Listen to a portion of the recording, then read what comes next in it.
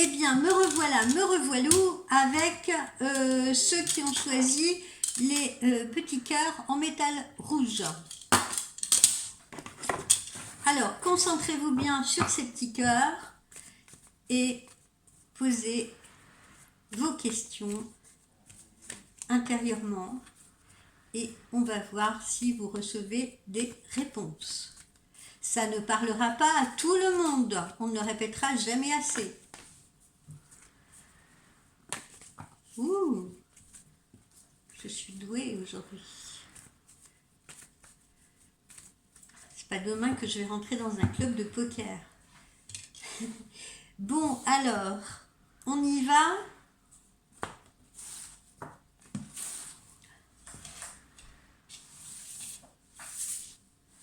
Allez, les petits cœurs rouges, on se concentre.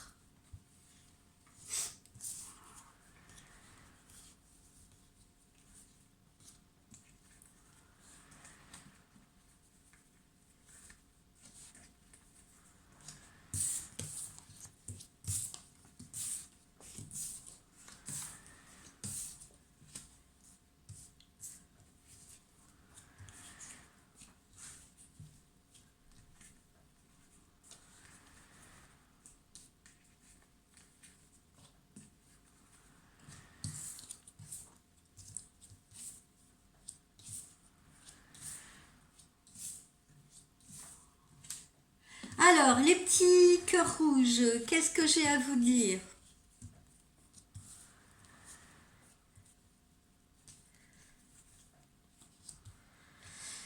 Bon, eh bien, pour certains,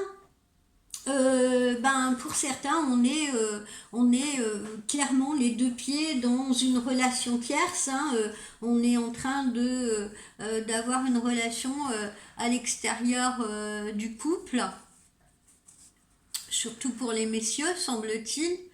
Et ou alors, mesdames, il ne vous dit pas tout.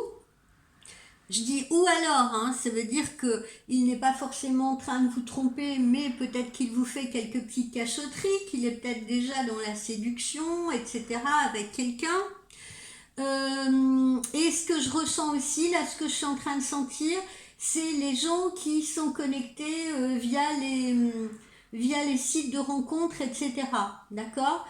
Et parmi ces gens-là, eh bien, il y a des messieurs qui ne sont pas nécessairement en adéquation avec ce qu'ils ont écrit dans leur profil, d'accord? Entre ce qu'ils ont écrit et ce qu'ils pensent être et ce qu'ils sont réellement, il y a visiblement une grande marge aussi, d'accord? Donc, on peut comment?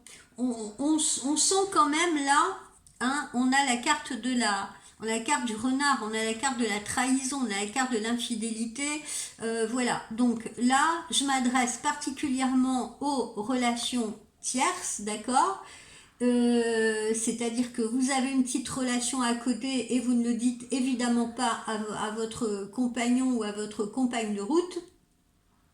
Ou bien vous avez quelque chose sur le cœur, c'est-à-dire que vous avez encore en tête une relation passée où vous n'avez pas dépassé cette relation qui continue de vous obséder positivement ou négativement et vous n'en parlez pas à la personne avec qui vous êtes en connexion aujourd'hui. Et enfin, troisièmement, ce que je ressens, c'est aussi les gens qui communiquent par le biais de sites de rencontres et qui ne disent peut-être pas tout, voilà, de leur situation, de leur passé, de qui ils sont, etc. Donc, vigilance, méfiance.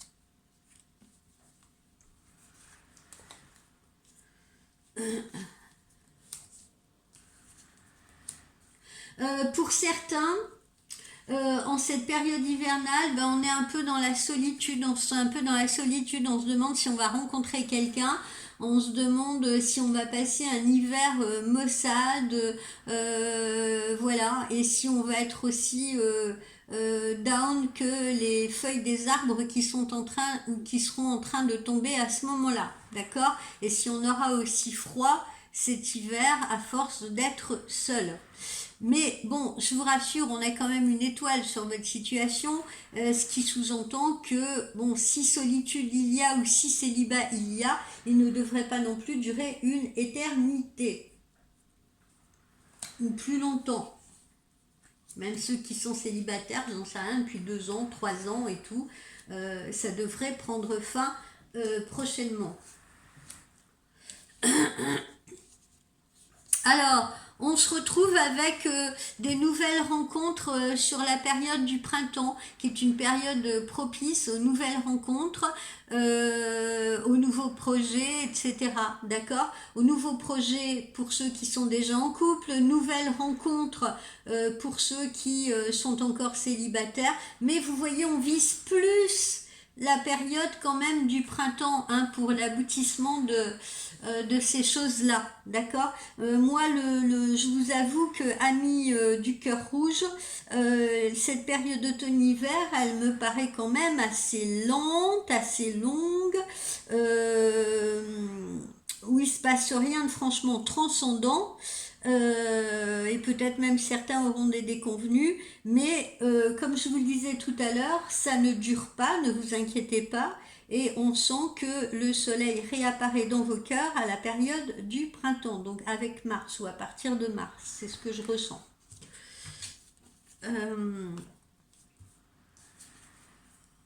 Voyons.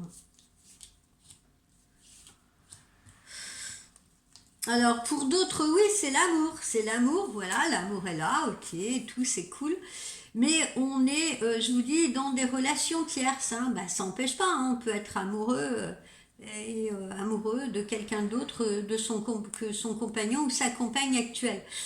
Et attention aussi, parce qu'il y a un truc qui me vient, parce que ça représente aussi, ou ça peut aussi représenter ce qu'on appelle la luxure.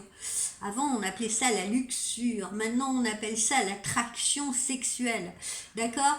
Et justement, méfiez-vous, comme je le disais tout à l'heure, si vous êtes en connexion avec quelqu'un via Internet, si vous êtes en connexion dans une relation tierce, ne confondez pas, ce que font beaucoup de gens, ne confondez pas attraction sexuelle, attraction physique, envie de faire l'amour ensemble, avec l'amour tout court.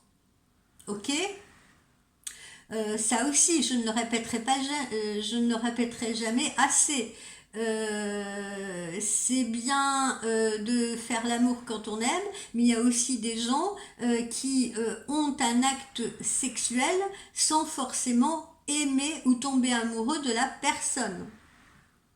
Et c'est tellement enivrant qu'on se dit ouais c'est super, etc. On est sur un petit nuage et on pense que c'est de l'amour. Alors que non, c'est du sexe. Eh oui, je sais, je vous parle cash, hein, mais je suis comme ça, vous commencez à me connaître. Alors, il y en a qui vont divorcer. Il y en a qui vont divorcer. Alors, comme je vous disais, hein, il y a des relations tierces qui vont trouver une issue favorable ou défavorable, hein, ça dépend qui seront les protagonistes. Mais par exemple, si vous êtes amoureuse d'un homme qui est marié, qui est en couple, etc., eh bien, avec un tout petit peu de patience, vous n'attendrez pas longtemps avant que sa relation se défasse, d'accord? Parce qu'on a un divorce pour certains. Donc certains vous prouveront justement qu'ils vous aiment, en quittant une relation dans laquelle ils ne sont plus bien, ou dans laquelle il ne se passe rien. Voilà, feront ce choix-là. Ok? J'ai ça également. Vous voyez, il y a des changements. Les changements ne sont pas foncièrement négatifs, hein. Alors évidemment, ce ne sera pas le cas de tout le monde, hein. Ne venez pas me dire d'ici quelques temps, ah vous avez annoncé qu'il s'est séparé de sa femme et puis c'est pas le cas et tout. Non, ça ne sera pas pour tout le monde. Ça sera pour certains élus. Voilà, pas pour tout le monde. Mais je donne de l'espoir à certains et certaines qui sont dans une relation tierce, sur le fait que, eh bien, à un moment donné, ils pourront vivre leur amour caché en toute liberté, vous voyez, parce qu'il y a des changements qui s'annoncent. Il y en a d'autres aussi qui étaient justement en couple et qui se croyaient à l'abri de tout et qui vont pourtant aller vers une séparation ou un divorce, justement. Voilà. Ok?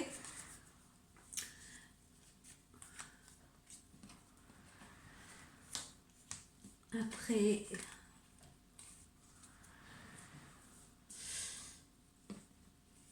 Alors on sent que il va y avoir des divorces voilà, des divorces qui vont se négocier avec des gros sous, voilà. On va se partager des choses, on va peut-être vendre des biens, etc. Ou on va peut-être s'entendre sur des pensions compensatoires. Et quoi qu'il en soit, parmi les gens qui divorcent, eh bien, il y en a qui justement font ce choix de divorcer pour passer à autre chose et pour se reconstruire.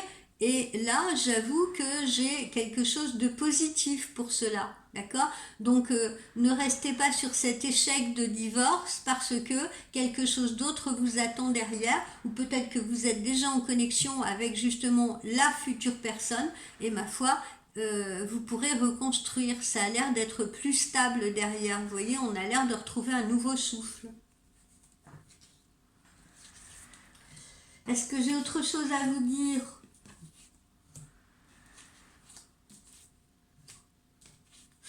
Faites attention quand même, hein, soyez prudents là pour les gens qui sont dans des relations tierces, qu'ils soient mariés ou pas, ou ceux qui vont divorcer ou pas. Moi, je vous demande quand même la plus grande vigilance et la plus grande prudence avec ceux qui ont des enfants. D'accord? Il ne faut pas quand même que les enfants subissent les dommages collatéraux, vous voyez? D'accord?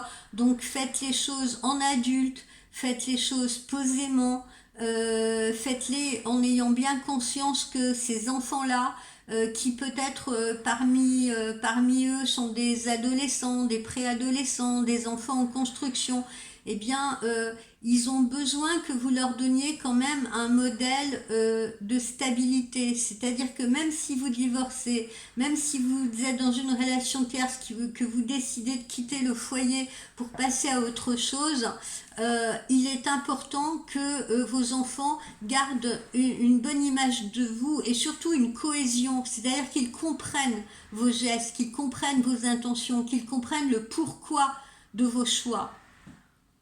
Et peu importe l'âge qu'ils ont, essayez de leur parler avec des mots qu'ils puissent comprendre et qu'ils puissent entendre. Ne soyez pas égoïste, c'est-à-dire ne partez pas brutalement dans une nouvelle relation et ne partez pas trop rapidement d'ailleurs. Hein. Ne soyez pas impatients, je sais, des fois il y a des gens, ils sont dans une relation tierce, ils ont envie d'être avec la nouvelle personne, ils ont envie de divorcer vite ou ils ont envie de se séparer vite de leur ex-compagne ou compagnon. Mais s'il y a des enfants au milieu, prenez le temps de faire les choses proprement, d'accord? Faites-les vraiment en votre âme et conscience. Faites les choses bien. Là encore, soyez bienveillants. Soyez bienveillants avec vos enfants. Il faut absolument qu'ils comprennent ce que vous leur transmettez. Voilà. Parce que eux, s'il y en a qui sont en construction et qui vous voient là partir en vrille, quitter la maison sans rien dire, laisser une femme éplorée et que vous ne leur expliquez rien, eh bien, quand eux-mêmes vont se construire comme de futurs adultes, ils vont se dire ah ouais, non, mais moi j'ai vu mes parents se déchirer, j'ai vu mes parents divorcer, ça s'est mal passé et tout. Ah non, non, moi je veux pas faire comme eux, je veux pas, je crois plus en l'amour ou je veux pas rentrer dans une relation comme ça. Vous ne leur donnez pas confiance ni en eux ni en l'amour. Donc faites attention, soyez prudents. Voilà pour les amis du cœur rouge.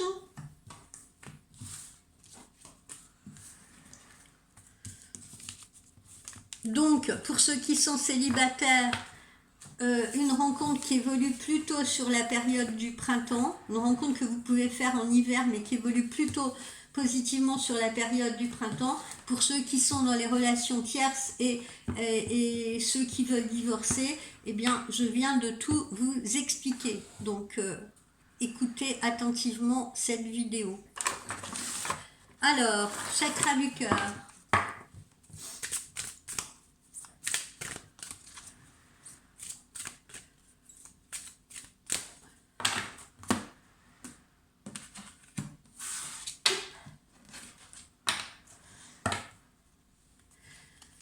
Vous n'êtes pas prêt, n'écoutez pas les autres, hein. On en revient à ces messages-là, hein. Vous n'êtes pas prêt. Ce que je vous disais il y a 5 minutes, même si vous avez hâte de vous séparer, mettons de quelqu'un, même si vous n'en pouvez plus, ne soyez pas impatient, ne précipitez pas les choses, d'accord. Faites une bonne introspection, prenez du recul, faites les choses correctement, d'accord. Se précipiter ne sert pas forcément à grand chose, sinon à conduire au chaos.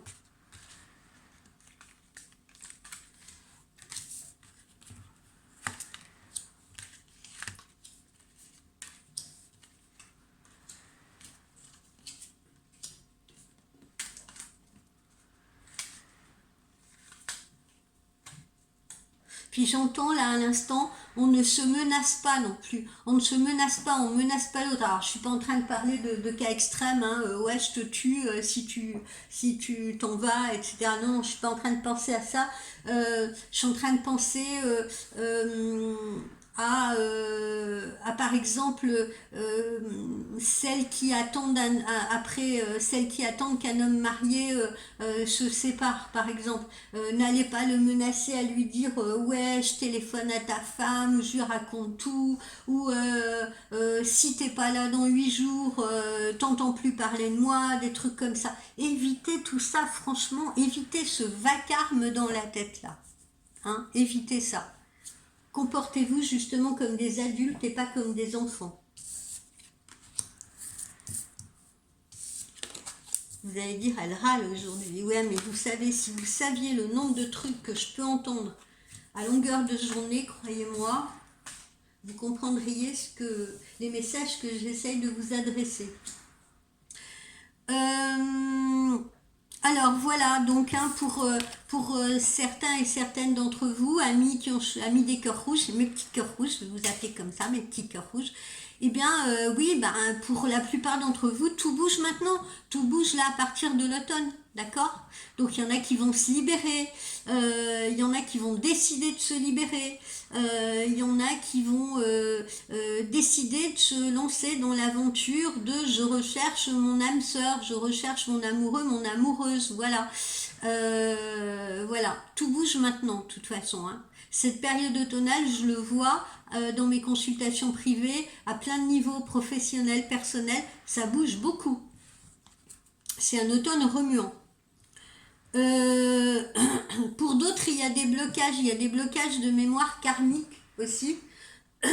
Donc, et bien là encore, il faut faire un travail d'introspection, il faut faire un travail peut-être aussi avec les thérapeutes appropriés, vous voyez, pour pouvoir faire avancer ces relations, pour ne pas toujours tomber aussi dans les mêmes poupées russes, parce qu'il y en a parmi vous qui sortent d'une relation, sortent d'une situation où ils ont souffert, où ils ont morflé, et qui replongent dans le même type de situation, mais avec une autre personne, d'accord?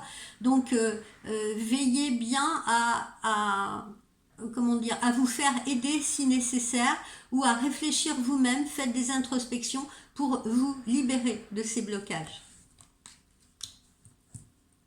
Alors, on vous dit également que si ces relations-là, ces relations tierces, ces relations où par exemple vous avez affaire à un homme qui ne veut pas franchir le pas parce qu'il traîne une valise trop lourde, si vous avez affaire à une femme aussi hein, qui a le même problème, hein, qui a peur de se remettre en couple, etc., d'avancer, qui vous en fait voir de toutes les couleurs, qui est intransigeant, exigeant, qui n'a pas confiance en vous, qui doute sans arrêt, qu'il faut rassurer sans arrêt, éloignez-vous du quai. D'accord ? éloignez-vous du quai, parce que ces bateaux-là, ça fait des vagues, et vous risqueriez d'être éclaboussé. D'accord? Donc, sachez bien discerner ces situations-là, de manière à ne pas vous laisser à nouveau enchaîner, emprisonner dans ce type de situation toxique. Parce que là, ça peut devenir très rapidement toxique. Alors, pour d'autres, en revanche, beaucoup plus plaisant, c'est la vie en commun. D'autres vont décider, à l'inverse, non pas de se séparer, mais de se mettre en couple. Eh ben oui, il faut penser à cela. Dans les petits cœurs rouges, il y en a qui, au contraire, ont foi en l'amour, ont envie de franchir le pas, sont en quête donc de leur âme sœur. Donc, il y en a qui vont rentrer dans des vies de couple. Ok? Il y en a qui vont ouvrir leur cœur. Il y en a qui vont passer à autre chose, tourner à une page. Ça, c'est bien. Donc, vous voyez, je n'annonce pas que du négatif. Alors, pour ceux qui doutent, là, on revient à mes relations tierces, parce que malheureusement, je suis désolée, mais ce tirage, il est surtout pour la plupart axé sur les relations tierces, les relations complexes, les personnes qui sont en divorce, en séparation, etc. D'accord? Bon, il y en a d'autres, hein, vous inquiétez pas. Il y en a d'autres, ça va aller très bien. Mais voilà, comme la majorité, c'est ces relations-là, je m'adresse donc à eux, parce que voilà, on voit les doutes, les peurs, les craintes. Est-ce qu'il m'aime vraiment? Est-ce qu'il va la quitter? Est-ce que je peux croire en lui? Est-ce que je suis pas en train de perdre mon temps? Ceux qui sont dans des relations justement via internet là sur les réseaux, est-ce qu'il dit bien toute la vérité, etc. Bon voilà, faites le tri, parce que tout le monde ne raconte pas des mensonges non plus, d'accord? Donc ne vous laissez pas non plus, je vous dis, emporter par vos peurs, parce que précédemment vous avez vécu quelque chose de douloureux. Laissez sa chance à celui qui se présente, d'accord? Parce que c'est pas toujours fondé. J'en ai qui me disent ah oui, mais s'il me téléphone pas, c'est qu'il m'aime pas. Voilà, ça c'est radical. Eh ben non, s'il vous téléphone pas, c'est peut-être aussi parce qu'il a autre chose à faire. C'est peut-être parce que vous n'êtes pas au centre de ses préoccupations à longueur de journée. C'est peut-être parce qu'il a du boulot. C'est peut-être parce qu'il a des problèmes familiaux à régler. D'accord? Donc, n'essayez pas non plus tout le temps de voir le verre à moitié vide. Parce que la peur, les doutes engendrent le jugement. Hein, et on est plus facile à faire des jugements négatifs que positifs. Voilà, justement, il y a des blocages qui peuvent exister, qui peuvent être des blocages financiers. Je pense encore une fois à ceux qui, par exemple, envisagent de divorcer, de se séparer, etc. Eh ben oui, divorcer, ça coûte de l'argent.